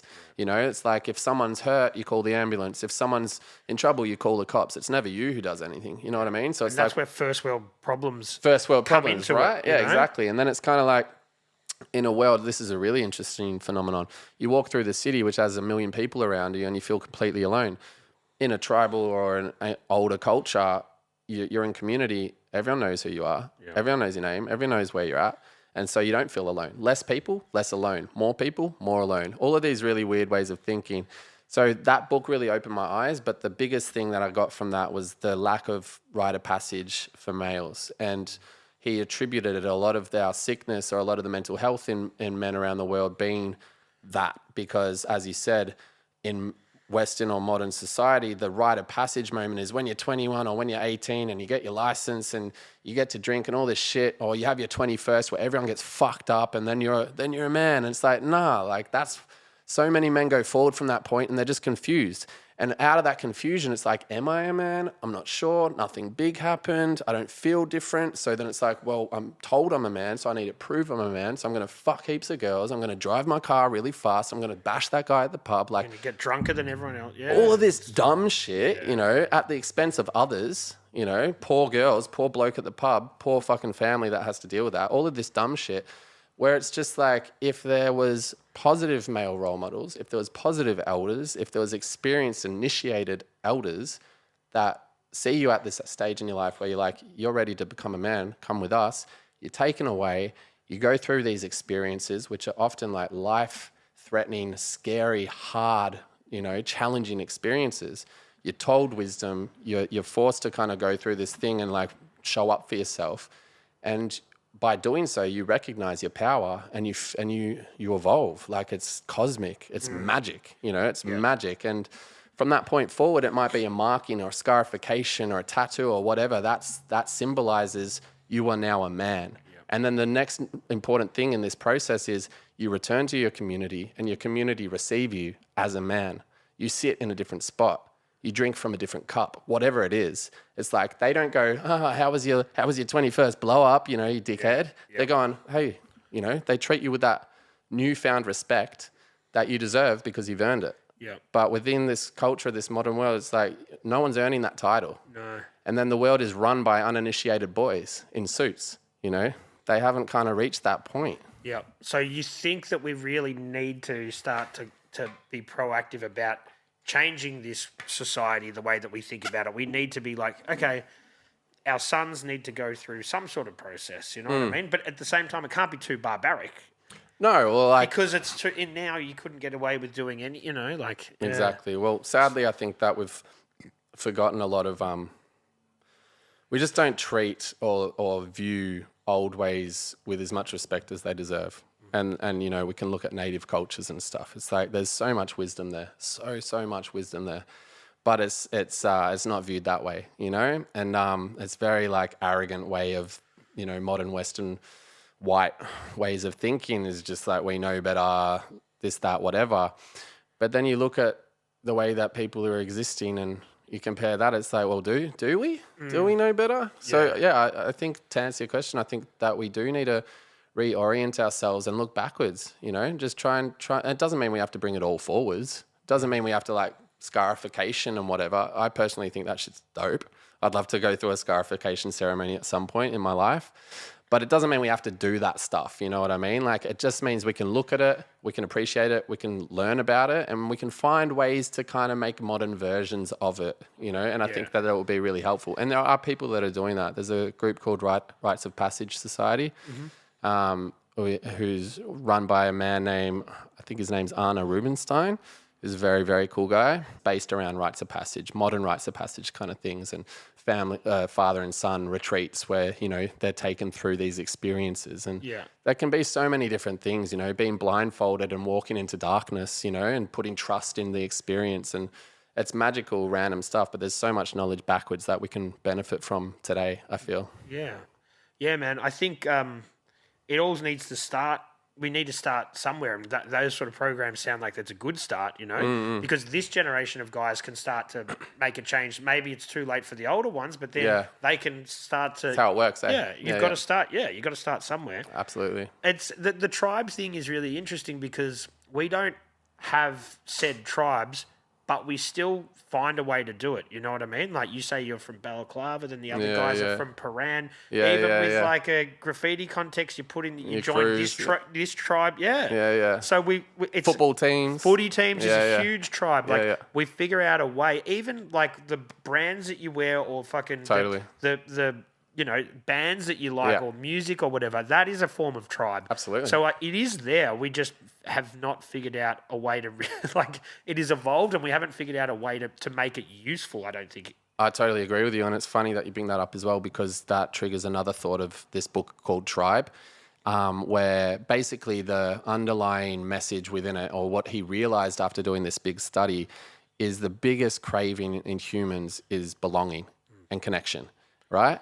And it's because when you look back, you needed to belong to your tribe because to stay safe. And the biggest punishment wasn't death. Biggest punishment was banishment, because if you're banished back in those days, you're dead. You can't survive on your own, you know, you'll get killed by nature. And so belonging was very, very important for survival.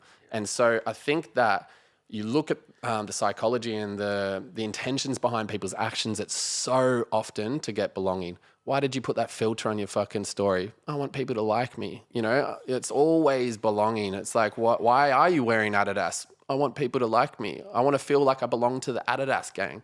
I personally like Nike, not because it's Nike, just because of their slogan. I can't get past it. It's literally the best 3 words in the world, which I learned recently is also stolen from Stoicism, like Marcus Aurelius' philosophy and stuff. Just do it. Yeah. But looking at that belonging craving, it's so clear and so important for us to feel that. And I think that we need to create avenues or laneways to find it in a more meaningful kind of a way. And bringing it back again to the system that's at play, and, you know, the disdain and the ugly taste in the mouth around what we're saying with pharmaceuticals and greed and all of that shit. They also know that our biggest craving is belonging. So they use it against us. It's always like, there's so much at play, you know what I mean? You need to belong to us. You need to belong to this. And then it goes even deeper now with the harvesting of data. They know each individual what this person likes this person will watch this for X amount. So we're going to attack them in a different way because we know that they don't have the concentration span of this person. That's fucked, man. It's fucked up. And like mathematics working against us. It's like social media, it's awesome, but it's that sort of stuff is just like, and I think there's a new problem. You know, we talk about drugs and alcohol and gambling or whatever, but addiction to social media is fucking. It's fucked up. I'm a victim of that as well. I think we all are. But you know what? I'll take that word back. I'll be more responsible. I'm allowing myself to get controlled by that at times in my life right now, and it's one of them things that I'm looking at, and it's particularly being someone who's been a drug addict and now has like turned his life around in that regard. When I feel like I'm getting dependent or I'm using things unconsciously, I'm really like, whoa, all right, like, what do I need to put in place to control this? But it's fucked up. But also poison and medicine, like we said, and you just said social media is dope, but also this. Yeah. It's like you can use it as a tool, or it can use you as a tool. So that's it. So you want to use it to the point, but I think the doom scrolling and, you know, waiting in line for something and just scrolling away, I do that all the time, which I really shouldn't do. But there's amazing things that come with social media and awesome ways to connect with people, which is at essence what it's about. but it can take control of you, man. Totally. And that's like maybe 20% of the time you're using it, those positive things. The other 80% is when you're in the line and you're just trying to pacify yourself, basically. And if it's not that, it's someone on a vape. It's like we're always trying to avoid ourselves. You know what I mean? It's like maybe I can just stand in line and just close my eyes and just go into my breath and just to be with myself. Like each time you do that, you're doing yourself a favor. Yeah. You know? The worst is, like, went past a cafe yesterday. There's 4 girls there at the cafe. All 4 of them were on their phones. You know, like they've obviously teed up. They've teed up to meet each other. They're having a coffee or whatever, and they're all just on like. We're all connected, but we're not fucking connected at all. Totally. And it's funny because they will talk to each other, but they'll be talking about what Instagram's showing them. Like, oh my God, look at this. It's like it's not going anywhere, you know what I mean? And then it's like, so your conversation is being told, you're being told what to talk about now. You know, like it's really like, is this our God? Like we've stopped like looking up like this and we've started like looking down like this, you know, and we're following that. No, you're spot on, man. I think if we could have thought back 30, 40 years ago and say, all right, everyone's going to be controlled by this little device in their pocket that we're going to be like, if you can't have that, you'll fucking feel like your world's going to end. People would say, nah, it's not going to get to that. But it's got to that. Some people might have said that. And then a lot of people might have been like, I'm going to do it anyway. And then they would have been like, I want to belong. Oh, I got to do it too. You know what I mean? That's the problem. It's like you can resist. And I always resist the new thing. And then you eventually come around because it's like you're going to get left behind, you know? You kind of need to adjust and keep up to date, you know, but... There's dudes... So I'm 41. There's guys probably a couple of years older than me. Oh, girls, like just people. I say guys. Who at school, they wouldn't have even had an email address. Right? So they're living in this era where internet is there, but it's not... You could, you know, at this age, you could have been like, I don't want to be part of the internet. And those people... There's a big fucking... you know, line in the sand there from the people that wanted to adapt and the people that didn't, you know? And now, obviously, you couldn't do anything in life without using the internet, basically. Yeah. That's the way we live. That's true. Yeah, and I've even tried that as well. Like on part of the journey I went around Australia, for all of 2021, pretty much, I was off. No, all of 2021. Not starting on New Year's, though. So I think it started from March of 2021 to 2022 in March. I used no social media. I deleted all the social media off my phone and shit, and I was only contacting people through phone calls, like phone messages and email. And I look at that, so it's like these people that you're talking about who have completely rejected it. I look at that and I do recognize that so many things in my life really benefited from that creatively. Like all the songs on the album I pretty much wrote during that time. Like I had so much more space in my day to fill with practices and developing skills and just like I said, like just being in presence. Yep. But then there comes a point where it's like, but I also want to be relevant and I want to be existing in the grand scheme of things. And so, yeah, you kind of come back, you swing back around. Yeah, you feel like you're going to miss out on something. It's the FOMO that kicks in, but you can miss a whole sort of what's going on. Man, look at how people consume most of their news. It would be through social media now. Yeah, it's true. You know, you wake up and someone's like, did you see such and such die? And you're like, oh, there you go. Yeah. That's the sad reality of where we're at. It is. And the sad reality with news as well is like, who's giving you your news? Which side of the story you're being told?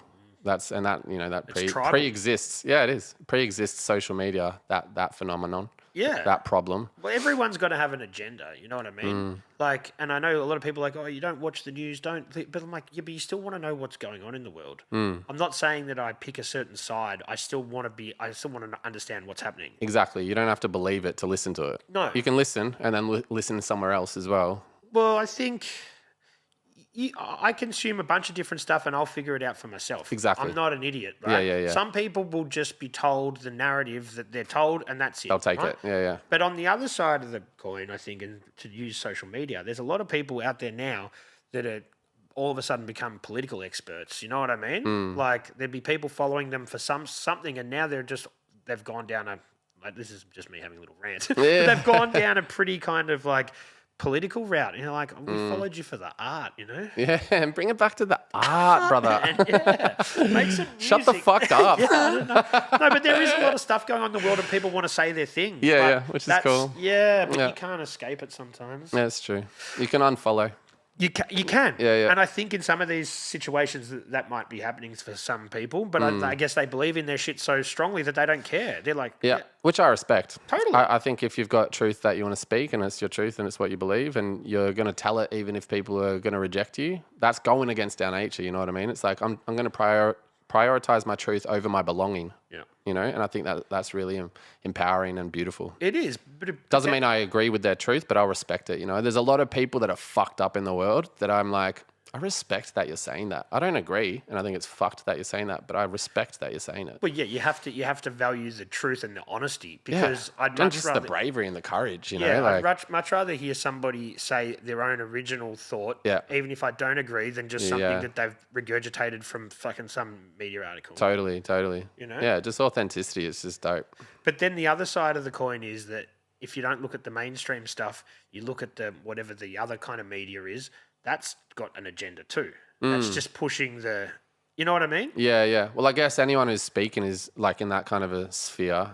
Their agenda is they want to enlist you on their way of thinking. Yeah. So they're both bad. They're trying to, but often it's coming from a place of like, this is what I think is right, and I think that people need to know it because I think it's right. But also the other side is thinking that as well. So it's kind of like, you know, you kind of can't win in those situations. I think you just got to feel into your gut and be like, what do I believe? And maybe you don't have to join the conversation. Maybe you can listen passively. Maybe you want to be one of the people who's speaking out on things. Like, yeah, it's a choose your own adventure situation. Yeah. And the people that push it the most are the ones that I just think, okay, if you've got that much of an agenda, I don't want to be a part of it. I'll sit this one out. Fair enough. Do you want to tell us what's coming up for the rest of 2024? You've got your album, you've got your paddy wagon potty. And you've got what else? Tell us what else is coming up for 2024, man. Sweet. You said you're in the release stage, so then you're going to go into the creative stage, I guess, again. Hopefully, yeah.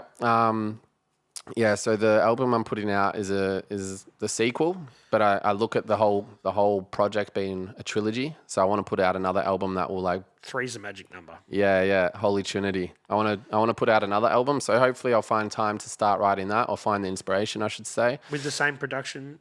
With Deno? Yeah. Potentially. Yeah, potentially. Who knows? Maybe I'll put the album out and someone's going to hear it and be like, that's fucking epic. I want to work with him. So I'm totally open to what comes. So yeah, more music, hopefully, more music videos, hopefully, the podcast, hopefully I'm going to clear out the backlog and start interviewing some locals, people around my area. I'm living out on a bush property that I inherited from my mum. Me and my siblings inherited it. I'm being the caretaker at the moment, and a huge focus that I've been dreaming of for a long time is like converting that land into some sort of a retreat kind of a space. So hopefully in 2024, I'm going to be doing a lot of work on the land, building structures or multi-use structures, and, you know, creating spaces and hopefully having events there. Yep. That's the biggest dream. That's kind of the life goal for me, really, is to like turn that land into something super, super dope and beneficial for the world. And your siblings are on board with this vision too? Yeah. We've all sat in circle and we've kind of gotten on the same page, and they've given me the green light. They believe in the vision, believe in me. That's cool. Yeah. Definitely means we're still going to have some conversations here and there to like kind of sign off on some of the stuff. But it's a green light and it's a go for it. But, you know, we're still a council and we still got to have like, you know, agreements on things. But then also like I'm involved with other men's groups and people that are doing facilitation and stuff like that. So this year I also want to kind of get into creating my own program of some sort amongst my peers, and hopefully bringing that kind of work to my land and putting things together there. Awesome, man. Yeah, hopefully. We'll see how we go. Sounds like you've got a fair bit lined up. Man, I appreciate you coming in. It's been a great chat. Yeah, thank you. Thanks for coming. Cheers, bro. And before we go, straight to the camera, tell the world what you think of the album. I want to get some... what do you think? I thought it was really good. It started out, you had your sort of intro. Yeah. But then it came in bang with like just like a hip hop sort of like a good beat, and like it wasn't what I was expecting from the intro. Yeah, cool. So straight away you got my attention. Beautiful. And then, man, the songs, the whole thing's good. The production is really good. Yeah. Your rap style is awesome. You've got the punchlines, you've got the wittiness, but then there's still, it's deep enough. You know? Cool. Beautiful. So it comes across, you've got a message, yeah, but it doesn't come across that you are Preaching. Yeah, and I think that's it, man. With these, and without sounding like a dickhead, with a lot of these people that have been on a spiritual journey, it can be very preachy. Yeah, true. You're not like that. Yeah, cool. Some people are like, not talking down to me, but they kind of feel like that they've gone on the journey and I'm not ready yet. You know what I mean? Yeah, I feel you. I think, and so that you don't come across like that. I think everyone's on their own fucking journey, and everyone's been through different shit. Yeah, for sure. So some people, haven't been afforded the opportunities to come to this sort of, realization, or maybe they did and then they went off the course from their journey. There's a lot of different stuff there, man. Yeah, beautiful. I'm just talking. I feel like I just flipped it around. Now I'm interviewing you. Yeah. You know what I mean? No, it's dope though. I appreciate your feedback. And what I hear from that as well is like, and it's true. Like, I want to entertain people. I want people to enjoy my songs, and I'm gonna like tickle some fucking messages in there. That's it. Because I'm thinking you still have to have the hip hop is in all different genres, but with your voice and your character, it has to be reasonably upbeat, right? Because I feel like that's you, right? Yeah. So you need to have that. If you just go totally spoken word about the universe, that's not a true reflection of yourself, I don't think. No, exactly. Yeah, I'm encapsulating all the facets of who I am. That's what I'm trying to do. Yeah, show up. And then you've got to make music that people are going to want to consume, want to listen to. Yeah, for sure. Yeah. Beautiful. I spun that one on you there, man. You did good there, bro. No, well, I actually did listen to it. Yeah. No, I'm glad. Thank you. I only did listen to it today because it's not. Well, it is out now. But when we recorded this, it wasn't out. It wasn't out yet. When did it come out? Last Tuesday, yeah? Yeah, Tuesday the 27th last week. 100,000 streams first day. Oh, no, Saturday the 27th. Saturday it's the 27th. Tuesday today, isn't it? Yeah, it's Tuesday today. Fuck, I'm confused. I'm going to have another water. All right, Esky, man, thanks for coming, dude. Yeah, thank you, man. I really appreciate having me here. And I've been enjoying what you're doing too. It's really thanks, cool. Dude. I appreciate it. I listened to Carl Allison a couple of days ago. That was dope. He came to our event on the weekend. Oh, beautiful. So we had a few past guests there, and it was great, man. Yeah, I learned a lot about him actually.